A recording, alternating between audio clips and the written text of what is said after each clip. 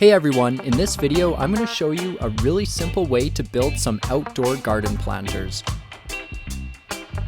This doesn't require any specialized tools or experience, and the planters are built out of readily available material. Last year we built 4 of these. It was a super fun project and they grew all kinds of great stuff in our garden. So follow along and I hope you enjoy this video. To start off, let's talk about the tools and materials we're going to use for this project. For the sides of the planter, I'm going to be using these 1" by 6" by 5 foot long pieces of cedar fence board. You could choose to use spruce. You would save a fair amount of money using spruce over cedar, and you can also make the height of the planter as tall as you want it to be. I'm going to be cutting 8 of these in half to make a planter with a total height of 2.5 feet tall. One common size of spruce board that you can get in 1 by 6 is 8 feet long, so you could use 4 of those and cut them into 2-foot sections instead.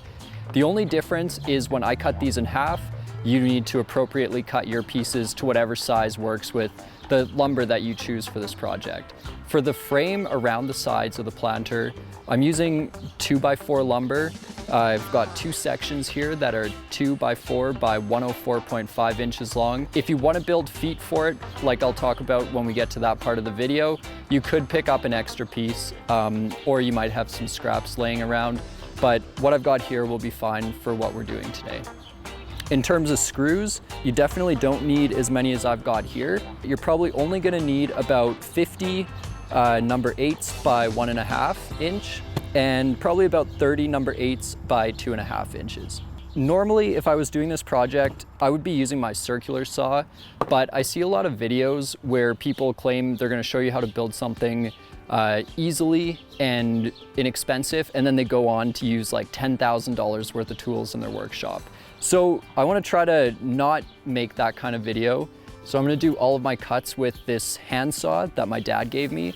It's probably about twice as old as I am, but you know, for a project like this, it really doesn't create that much extra work, and it just goes to show that this is something anyone can do.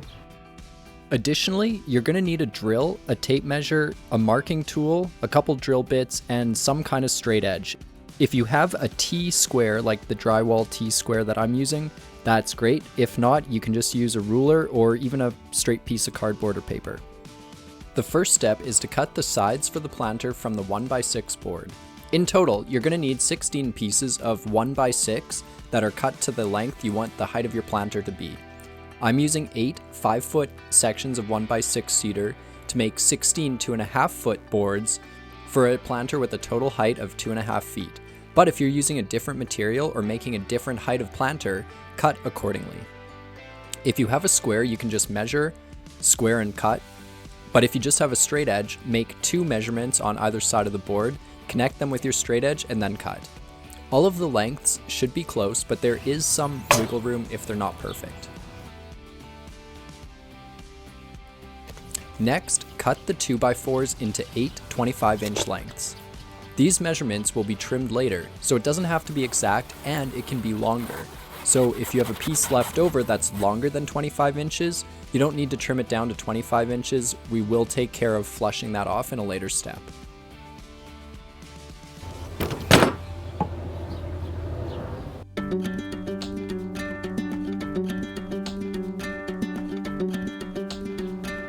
In general, the construction lumber like this 2 by 4 has a lot of imperfections in it, and since we're not sanding it or planing it down, we want to try to position our pieces while we're building the sides so that the nicer faces of the wood are facing out and visible, and the ugly faces or the imperfections are hidden and facing the inside of the planter. So find your nicest face of your 25-inch pieces and put the nice face that you want facing out down. We're going to do that for both of them. And then we're going to take our side, my cedar, whatever you're using, and same thing, we want the nice side of it facing down. Now we're going to start by working at the top here, and we want to align this piece of wood and this piece of wood square.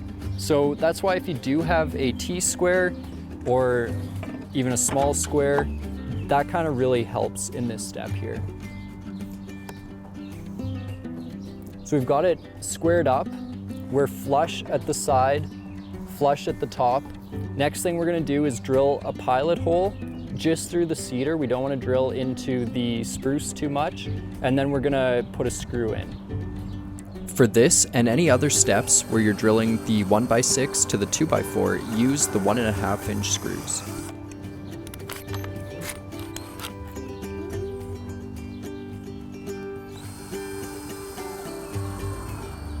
Now we're going to continue putting these next 3 pieces on, line it up, nice side facing down, pilot hole, screw, and then move on to the next one.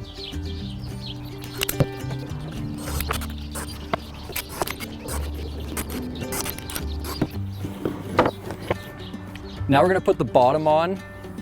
You're also going to want it lined up on the left side when you're looking down at it from the top.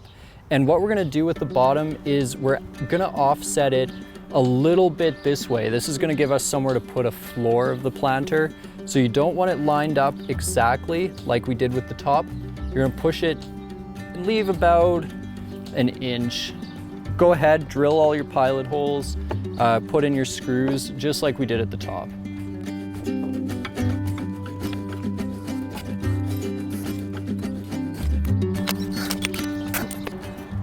That's our first side built. So let's just have a look at that. When we're looking top down, the left side is lined up between our 2x4s and our spruce or cedar boards.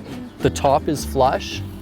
We've got on the right side extra 2x4 coming out where we'll attach the next side to. And on the bottom, we have about an inch of extra 2x4, somewhere to attach a base to the planter. The other thing to point out, these aren't all perfect the same length. That's okay. It's better that they're lined up at the top than at the bottom because you won't see the bottom. So with that in mind, we can go on and build our next 3 sides. We want the 2x4s from each side to line up nicely with the next side. So we don't get confused, label the first side you made, side 1, on the sticky out parts of the 2x4. Now line up 2 more 2x4s and go ahead and label these 2 on the far right sticky out side. Remember, put the ugly side with any imperfections or stamps on the wood facing up and the nice sides that you want to show on the outside of the planter facing down.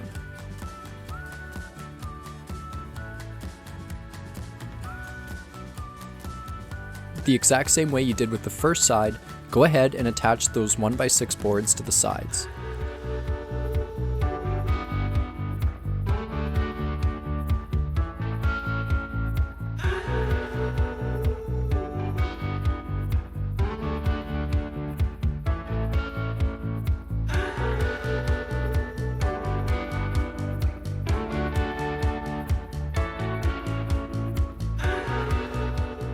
Once you have the second side done, you'll see how the planter is going to come together. The next step is to build the remaining 2 sides. Don't forget to label the sides as you go and make sure the 2x4s line up with subsequent sides.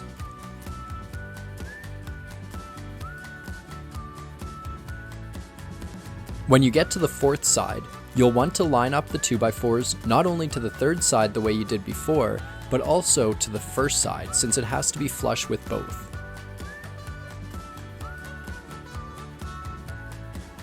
Okay, once we've finished building all 4 sides, we're gonna put the planter together. So to start off, I've got side 1 and side 2.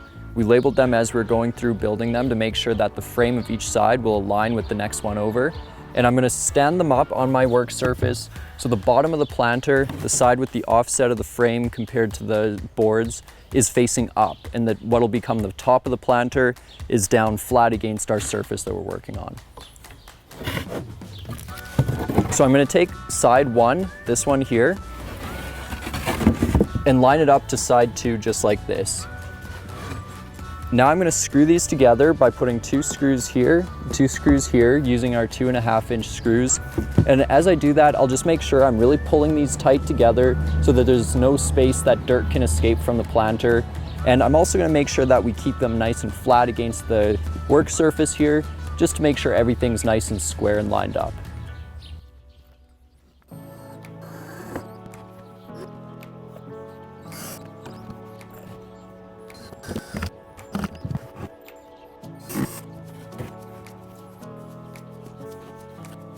Once the side 1 and side 2 are together, you can go ahead and do the same for 3 and 4. Note here that I made a mistake and I put the stamp facing down so you can see this ugly stamp on the wood on the outside of the planter. What an idiot.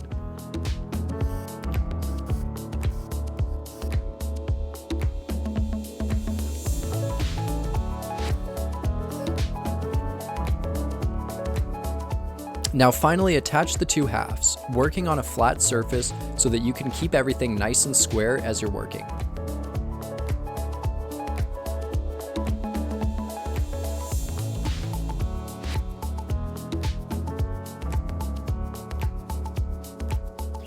Okay, we've got all 4 sides put together and our planter's starting to take its shape.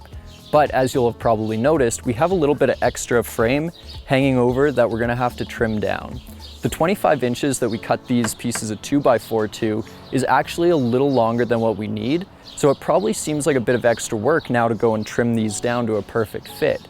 But the reality is construction lumber typically never has perfect dimensions, and it can be warped and have other issues that make it really hard to get a perfect fit just by measuring. So I've found the simplest solution is just to do some extra cuts, trim this down so everything is nice and flush instead of trying to get it that way in the first place.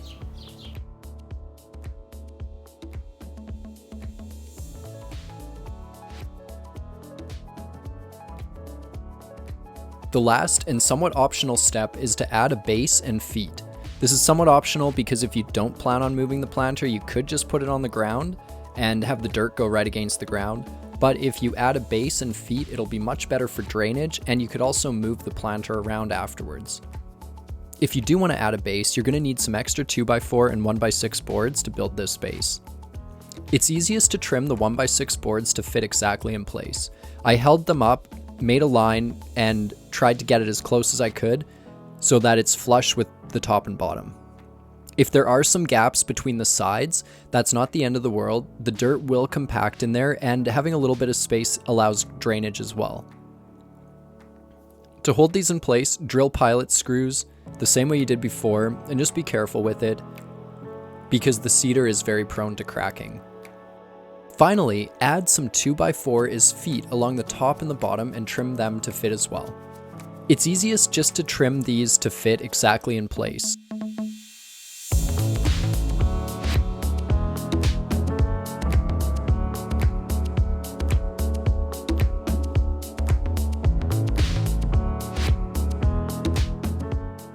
And that's it. Your planter is ready to fill with dirt and grow plants in.